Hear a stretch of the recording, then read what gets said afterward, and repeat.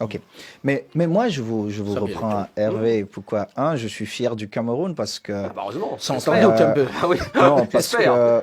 que les infrastructures qu'on demandait, nous les avons aujourd'hui. Nous avons quand même 6 stades niveau Coupe du Monde. Coupe du Monde. Pour un pays comme le Cameroun, c'est juste incroyable. Et je suis vraiment Bon, fier dans de le mon même temps, il pays. manque les infrastructures quand même. Ah hein, non, tu peux- il manque Mais beaucoup c'est de même choses. trop, hein. Alain. Mais c'est même trop. Il manque beaucoup de choses. Mais dans le domaine qui est le mien, qui est le football, je suis fier de mon pays. Ça, on ne peut pas enlever ça au Cameroun. Il manque beaucoup de choses au Cameroun, comme dans d'autres pays africains d'ailleurs. Je reviens. Le Qatar. Qu'est-ce que la FIFA a fait avec le Qatar? La Coupe du Monde se jouera à quelle période? Décembre. Pourquoi? Pourquoi on change d'un côté et de l'autre côté, vous nous dites, on ne peut pas changer. Le Cameroun a fait un investissement d'un peu plus d'1 milliard de dollars pour un pays qui manque de salles de classe, qui manque d'hôpitaux, qui manque de routes, qui manque de ceci. Vous allez me demander de conseiller au gouvernement camerounais d'organiser un spectacle en juin, juillet, En saison de pluie. saison de pluie, c'est pas possible. Ah mais c'est la CAF qui l'a mis en juin, il faut pas l'oublier. C'était Ouais. prévu en janvier. Hein. Oui, C'est quand même oui, purement une décision oui, des, mais nous avons des joué membres où de la CAF. en juin? Nous avons joué en Égypte. Habib, il faisait beau en Égypte. C'est un temps pour jouer au football. C'est un temps. Nous devons aussi protéger nos joueurs. Alors, le gouvernement camerounais qui écrit à la CAF pour dire nous souhaitons jouer en janvier-février. On regarde le calendrier et les joueurs, ceux qui jouent en Allemagne, manqueront au match, ceux qui jouent en France, 2 matchs. Les seuls qui iront au-delà de 3-4 matchs, c'est ceux qui jouent en Angleterre. Mais combien de joueurs africains nous avons qui jouent en Angleterre? Ce sont ceux qui encore, nous ils ont une représentent le plus, mini-trêve maintenant. évidemment. Mais nous avons Sadio Mané, Mohamed Salah et Aubameyang et 4 ou 5 autres Ouais, qui il y en a sont là. d'autres. Ouais. Il y en a d'autres. Ouais. Alors, on revient à ce que vous étiez en train de dire, on perd 1 ou 2 matchs. L'intérêt de la FIFA n'est pas l'intérêt de l'Afrique. Sur cette question, moi je le dis clairement comme ça. Ce n'est pas, c'est Toi, tu es juste pour rester tous les 2 l'intérêt. ans. Non, c'est juste l'intérêt des clubs européens. Point.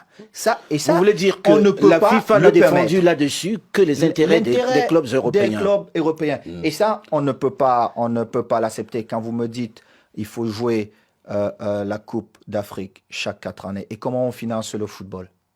Ah bah justement, Africain. alors c'est Mais là où c'est on a très- pourtant il y a entendu une- des il y a une gloires du football problématique, dire ouais. nous on est d'accord pour ça. Il y a un partenariat gagnant-gagnant entre la CAF Et la FIFA. et la FIFA. Mais la CAF reste la Confédération africaine de football. Et je suis assez proche de Gianni, je suis assez proche Ahmad. d'Ahmad, Le président de la CAF. et je pense que Gianni aurait fait autrement. Et il le sait. Il aurait fait autrement. Pour toi, il a manqué de tact. Je pense qu'il a manqué de tact, d'autant plus que il a les portes de la CAF grandement Ouverte. ouvertes et on aurait pu débattre sur la question, on aurait pu. Mais une fois de plus, ce sont les Africains qui doivent le faire. On marche ensemble depuis un certain moment. Avant, vous savez que entre la CAF et la FIFA, les relations n'étaient pas bonnes. Aujourd'hui, on a estimé qu'il fallait... Du temps du Issa Hayatou, c'est ça? Tout à fait. On a estimé qu'il fallait gérer autrement et aller plus vite parce qu'il y a beaucoup de choses à faire dans cette maison. Mais ça ne donne pas le droit aux autres de vouloir nous imposer des choses. Est-ce que ce qu'on veut nous imposer est ce que nous avons besoin? Non. Nous avons nos réalités en Afrique. Il a outrepassé, selon toi. Je pense ses que prérogatives. Gianni aurait pu faire autrement. Quand vous dites Ça développer mérite. le football africain, c'est un autre débat. Parce que développer le football africain, ça dépend de chaque fédération. Mais il y a des mauvais deals. Et ça, c'est la première chose. Parce que si vous voyez, nos fédérations sont très pauvres. Donc, elles s'appuient sur nos États. Mais la priorité de nos États, C'est pas le football. c'est pas le football.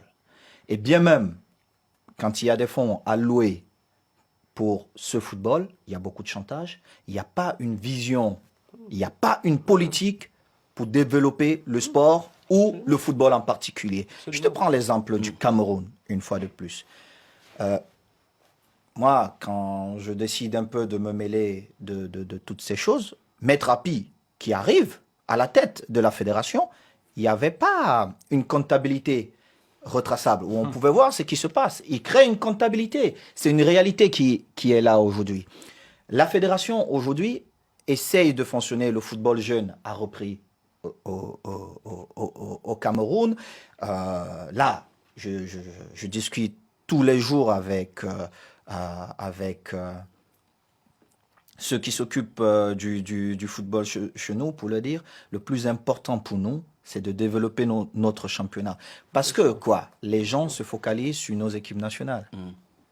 C'est tout. Les gens en Afrique, ils ne s'occupent que de nos équipes nationales. Mais parce qu'il n'y a pas un championnat intéressant. Pourquoi? Non. Quand je dis les gens, ce sont nos dirigeants. Oui, ce sont okay. les politiciens qui doivent soutenir ce football. Mais pourquoi? Parce que quand vous regardez nos équipes nationales, nous avons des joueurs des binationaux qui viennent, qui sont à 80, parfois 92% dans nos sélections, d'autres qui ne savent même pas chanter l'hymne national, qui sont là, qui ne parlent même pas. Bon, ils ont ce talent et peut-être ils ont le droit d'être camerounais, hein. Je ne dis pas le contraire.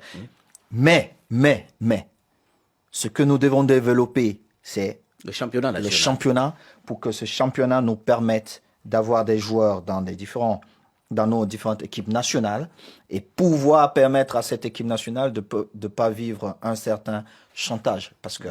Mais quand tu dis ça aux gens au Cameroun, ils disent, mais lui, il dit ça parce qu'il est riche. Mais non, la seule chose qui intéresse ces dirigeants, c'est de voler. De voler. Ils n'ont aucune vision.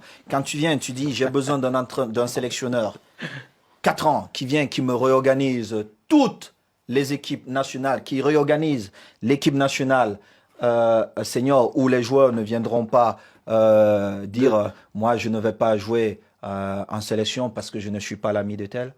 Monsieur, quand tu es sélectionné, tu viens jouer, c'est pas parce que tu es l'ami de tel. Moi, j'ai vécu ça à l'équipe nationale pendant 10 ans, où il y avait un clan qui voulait jouer entre eux.